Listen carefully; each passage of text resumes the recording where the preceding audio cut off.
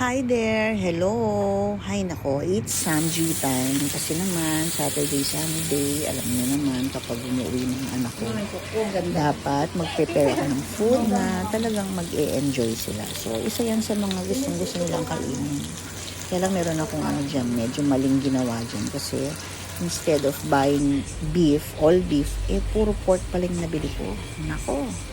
So, yun, medyo konti lang ang nakain nila. Akala ko silang mag-i-enjoy. Baligtad pala. Ako pala mag-i-enjoy. So, ayan. Meron kami mga kwentuhan dyan. Sige, makichismis muna kayo. Videographer mo na si Liana. What? Hindi, ako lang. Natulis na ako. Pero agad siya nakabudol. Kumpara sa beef. Yung beef, kahit ilang pang nalagay mo. Hindi, kasi nag-SNR ako dati. Nagandahan ako sa salasalan siya ng... yung pagkalatag ng Oo, nakalagay sa lalagyan. Tapos ang mura lang. Di ba 700 lang yung natawin, no? Ang dami! pork pala. Mas mahal ang beef na. Oo. Mas masarap yung beef. Next time. Dati naman si Dust. Ito siya nakasutsot na. Sa likod ko. Ganyan yun eh. Hilig sumusok kay Aiza kapag nag-drive.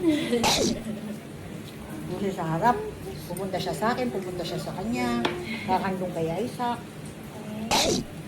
Lambing eh. Lambing mo.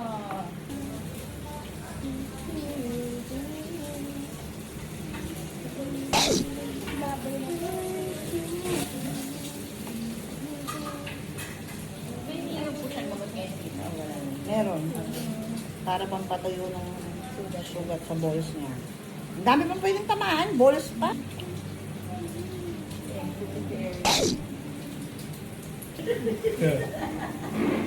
Out of nowhere. So guys, ayan.